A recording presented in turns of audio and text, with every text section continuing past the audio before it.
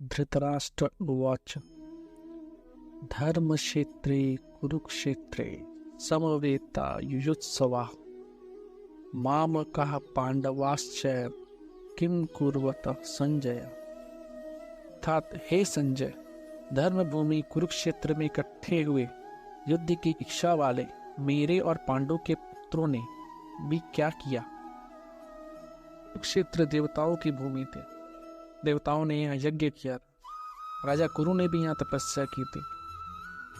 यज्ञ आदि धर्ममय कार्य होने से तथा राजा कुरु की तपस्या भूमि होने से इसको धर्म भूमि कुरुक्षेत्र कहा गया है। यहाँ धृतराष्ट्र द्वारा धर्म क्षेत्री कुरुक्षेत्री पद देने का कारण यह है कि यह अपनी कुरुवंशियों की भूमि है।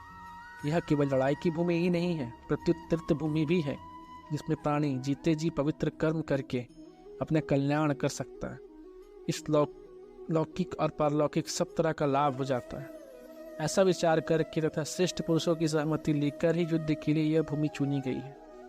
संसार में प्राय 3 बातों को लेकर लड़ाई होती है, भूमि, धन और स्त्री। इन तीनों में भी राजाओं का आपस में जो मुख्यतः लड़ना होता है वो जमीन को लेकर होता है। यहाँ कुरुक्षेत्र पद देने का तात्पर्य है कि जमीन को लेकर लड़ाई में है। कुरुवंश में धृतराष्ट्र और पांडव के पुत्र सब एक हो जाते हैं। कुरुवंशी होने से दोनों का कुरुक्षेत्र में समान अधिकार, इसीलिए कौरवों द्वारा पांडवों को उनकी जमीन न देने के कारण दोनों जमीन की लड़ाई करने आए हैं। यद्यपि अपनी भूमि होने के कारण दोनों के लिए कुरुक्षेत्र पद देना युक्तिसंगत न्याय संगत है, तथापि हमारी सनातन वैदिक संस्कृति ऐसी लक्षण है कि कोई भी कार्य करना होता है तो वह धर्म को सामने रखकर ही होता है। युद्ध जैसा कार्य भी धर्म भूमि तीर्थ भूमि ही करती है, इससे युद्ध में मरने वालों का उद्धार हो जाए, कल्याण हो जाए। अतः यह कुरुक्षेत्र के साथ धर्म क्षेत्र पद आया है। यहाँ एक विचित्र बात और है। अगर आरंभ के धर्म पद से धर लिया जाए और 18वें अध्याय के अंतिम श्लोक के मम पद में म लिया जाए तो धर्म शब्द बन जाता है। अतः संपूर्ण गीता धर्म के अंतर्गत है, अर्थात धर्म का पालन करने से गीता के सिद्धांत का पालन हो जाता है और गीता के सिद्धांतों के अनुसार कर्तव्य कर्म करने से धर्म का अनुष्ठान हो जाता है। इन धर्म क्षेत्रीय कुरुक्षेत्रीय पदों से सभी मनुष्य को यह शिक्षा लेनी चाहिए कि कोई भी काम करना हो तो वह धर्म को सामने रखकर ही करना चाहिए। प्रत्येक कार्य सबके हित की दृष्टि से ही करनी चाहिए, केवल अपने सुख आराम की दृष्टि से नहीं। कर्तव्य अकर्तव्य के विषय में शास्त्र सामने रखना चाहिए। अब ये तो हुई धर्म क्षेत्रीय कुरुक्षेत्र की व्याख्या। अब हम आते हैं समवेतायुत्सव मत के अर्थ पर। राजाओं के द्वारा बार बार संधि का प्रस्ताव रखने पर भी दुर्योधन ने संधि करना स्वीकार नहीं किया। इतना ही नहीं, भगवान श्री कृष्ण के कहने पर भी मेरे पुत्र दुर्योधन ने यह स्पष्ट कह दिया कि बिना युद्ध के मैं तीखी सुई की नोक बराबर जितनी जमीन भी पांडवों को नहीं दूंगा। तब मजबूर होकर पांडवों ने भी युद्ध करना स्वीकार किया। इस प्रकार मेरे पुत्र और पांडव पुत्र दोनों ही सेनाओं के सहित युद्ध की इच्छा से इकट्ठा हुए। दोनों सेनाओं में युद्ध की इच्छा रहने पर भी दुर्योधन में युद्ध की इच्छा विशेष रूप से है। उसका मुख्य कारण उद्देश्य राज्य प्राप्ति का था। वह राज्य प्राप्ति धर्म से हो चाहे अधर्म से हो, न्याय से हो चाहे अन्याय से हो, विहित रीति से हो चाहे निषिद्ध रीति से हो, किसी भी तरह से हमें राज्य मिलना चाहिए, ऐसा उसका भाव था। इसीलिए विशेष रूप से दुर्योधन का पक्ष ही युयुत्सु अर्थात युद्ध की इच्छा वाला था। पांडवों में धर्म की मुख्यता थी।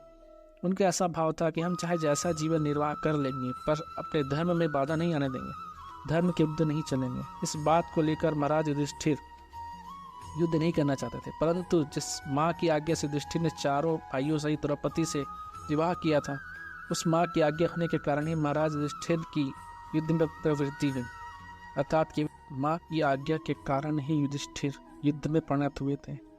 तात्पर्य है कि दुर्योधन आदि तो राज्य को लेकर ही युद्ध में प्रस्थित हुए थे, पर पांडव धर्म को लेकर युद्ध में युत्सु बने थे। अब आते हैं मामका पांडवाश्चाव के अर्थ पर। पांडव धृतराष्ट्र को अपने पिता के बड़े भाई होने से पिता के समान समझते थे और उनकी आज्ञा का पालन करते थे। धृतराष्ट्र द्वारा बार बार अनुचित आज्ञा देने पर भी पांडव उचित अनुचित का विचार न करके उनकी आज्ञा का पालन करते थे। अतः यहाँ मामका पद के अंतर्गत कौरव और पांडव दोनों आ जाते। फिर भी पांडव पद अलग देने का तात्पर्य है कि धृतराष्ट्र अपने पुत्रों में तथा पांडवों के पुत्रों में समान भाव नहीं था, उसमें पक्षपात था। उनके पुत्रों के प्रति मोह था। वे दुर्योधन आदि को अपना मानते थे, पर पांडवों को अपना नहीं मानते थे। इस कारण उन्होंने अपने पुत्रों के लिए मामका और पांडु के पुत्रों के लिए पांडवा पद का प्रयोग किया, क्योंकि जो भी भाव भीतर होते हैं वे ही प्राय वाणी से बाहर निकलते हैं।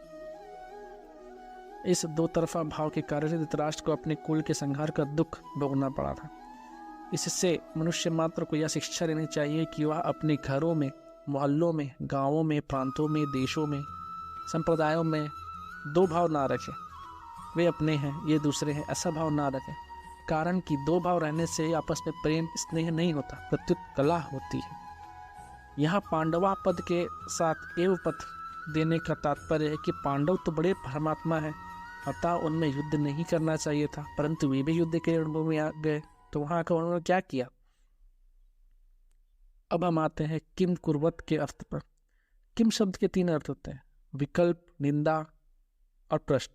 युद्ध हुआ है कि नहीं, इस तरह का विकल्प तो यहाँ लिया नहीं जा सकता, क्योंकि 10 दिन तक युद्ध हो चुका है और भीष्म जी को रथ से गिरा देने के बाद संजय हस्तिनापुर आकर धृतराष्ट्र को वहां की घटना सुना रहे हैं। मेरे और पांडु के पुत्रों ने क्या किया जो कि युद्ध कर बैठे, उनको युद्ध नहीं करना चाहिए था। ऐसी निंदा या आक्षेप भी यहाँ नहीं लाया जा सकता, क्योंकि युद्ध तो चल ही रहा था और धृतराष्ट्र के भीतर भी आक्षेप पूर्वक पूछने का भाव नहीं था। यहाँ किम शब्द का अर्थ प्रश्न लेना सही है। धृतराष्ट्र संजय से भिन्न भिन्न प्रकार की छोटी बड़ी सब घटनाओं को अनुक्रम से विस्तार पूर्वक ठीक ठीक जानने के लिए प्रश्न कर रहे हैं। तो मेरे पुत्र और पांडु के पुत्र, इस मतभेद से ही राग द्वेष पैदा हुए, जिससे लड़ाई हुई, हलचल हुई। धृतराष्ट्र के भीतर पैदा हुई राग द्वेष का फल यह हुआ कि 100 के 100 कौरव मारे गए, पर पांडव एक भी नहीं मरा। जैसे दही बिलोते हैं तो उसमें हलचल पैदा होती है, जिससे मक्खन निकलता है, ऐसे ही मामका और पांडवा के भेद से पैदा हुई हलचल से अर्जुन के मन में कल्याण की अभिलाषा जागृत हुई, जिससे भगवत गीता रूपी मक्खन निकला। तात्पर्य यह हो कि धृतराष्ट्र के मन में होने वाली हलचल से लड़ाई पैदा हुई, अर्जुन के मन में होने वाली हलचल से गीता प्रकट हुई। यह होता है हलचल होने का अंतर। जय श्री कृष्ण।